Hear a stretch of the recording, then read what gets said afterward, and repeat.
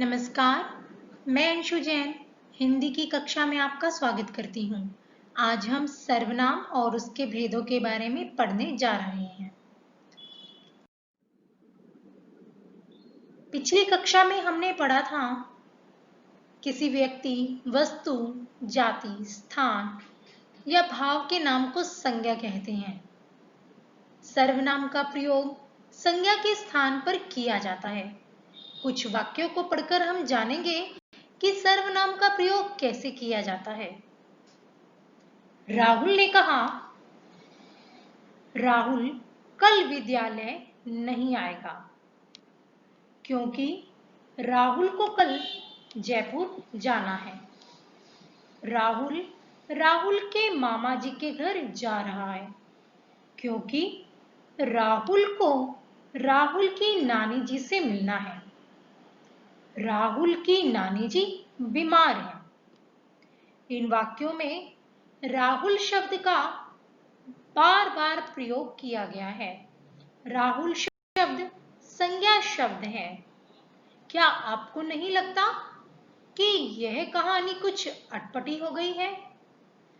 बार बार एक ही शब्द का प्रयोग कुछ अच्छा नहीं लग रहा। अगर हम इस राहुल शब्द के स्थान पर सर्वनाम शब्दों का प्रयोग करें तो यह कहानी कुछ और ही होगी। तो चलिए पढ़ते हैं। राहुल ने कहा कि कल वह विद्यालय नहीं आएगा क्योंकि उसे कल जयपुर जाना है। वह अपने मामा जी के घर जा रहा है क्योंकि उसे अपनी नानी जी से मिलना है। उसकी नानी जी बीमार हैं। इन वाक्यों में हमने राहुल के स्थान पर वह, उसे, वह, अपने, उसे, अपनी, उसकी आदि शब्दों का प्रयोग किया है। इन शब्दों को हम सर्वनाम शब्द कहते हैं। संज्ञा को बार बार दोहराने से बचने के लिए सर्वनाम शब्दों का प्रयोग किया जाता है। अतः हम कह सकते हैं संज्ञा के स्थान पर आने वाले शब्द सर्वनाम कहलाते हैं। बच्चों, अब हम सर्वनाम के भेदों के बारे में पढ़ेंगे। सर्वनाम के 6 भेद होते हैं। पहला, पुरुषवाचक सर्वनाम।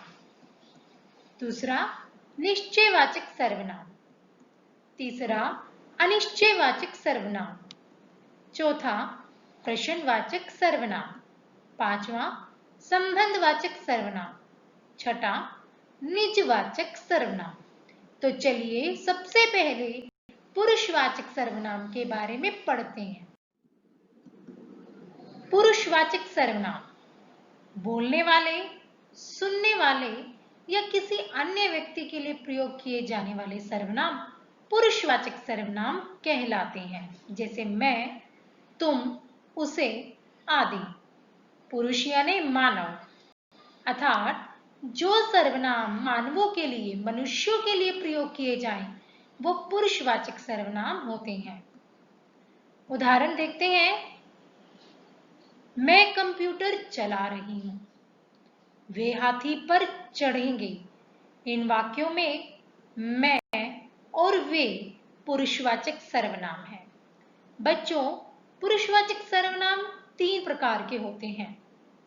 सबसे पहला, उत्तम पुरुषवाचक, जो बोलने वाले के लिए प्रयोग किया जाता है। जैसे मैं, हम, मेरा, मुझे, हमारा। मध्यम पुरुषवाचक, जो सुनने वाले के लिए, जिसको हम अपनी बात कहते हैं, जो हमारी बात सुनता है। जैसे तू, तुम, आप, तुम्हारा, आपका। अन्य पुरुषवाचक, किसी अन्य व्यक्ति के बारे में। जब हम किसी अन्य व्यक्ति के बारे में बात करते हैं तो अन्य पुरुषवाचक सर्वनाम का प्रयोग करते हैं। जैसे वह, वे, यह, उसे, उन्हें आदि। दिए गए वाक्यों में म शब्द उत्तम पुरुषवाचक, वे शब्द अन्य पुरुषवाचक सर्वनाम का बोध करा रहे हैं।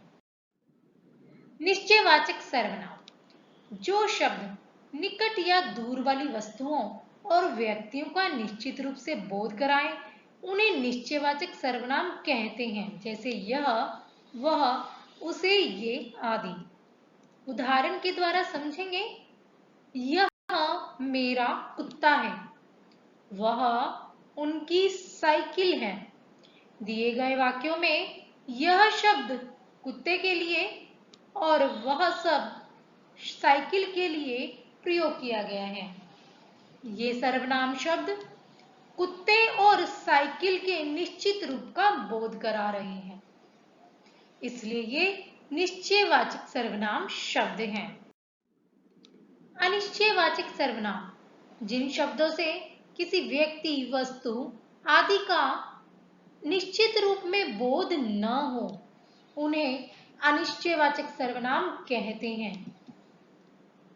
ये सर्वनाम किसी व्यक्ति या वस्तु की ओर ऐसे संकेत करते हैं कि उनकी स्थिति अनिश्चित या अस्पष्ट होती है।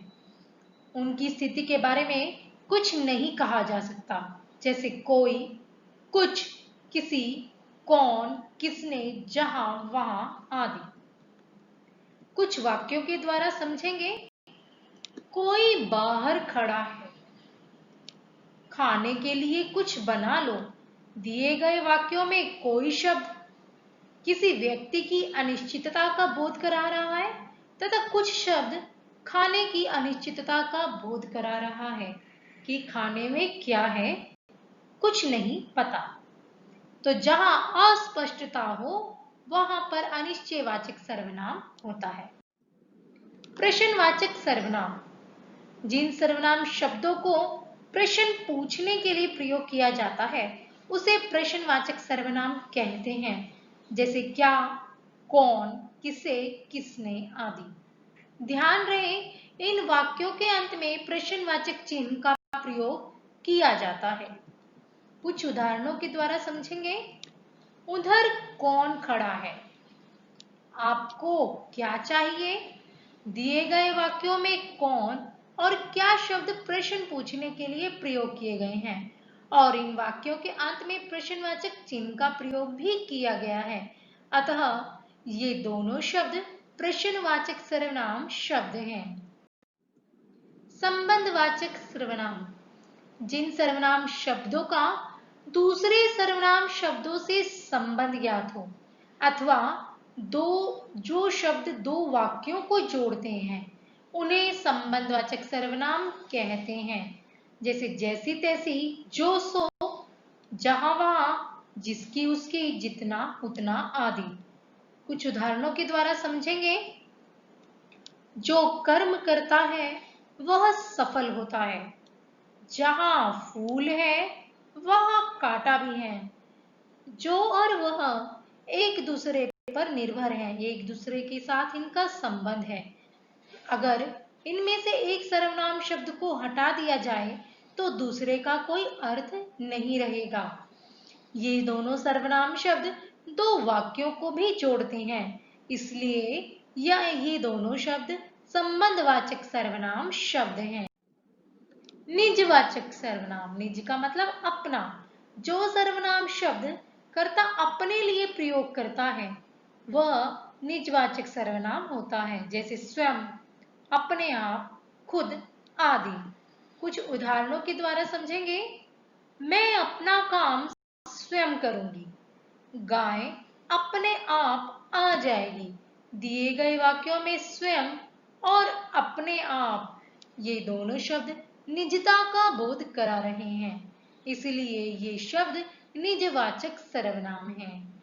बच्चों, आज हमने सर्वनाम के बारे में पढ़ा और सर्वनाम के 6 भेदों के बारे में पढ़ा।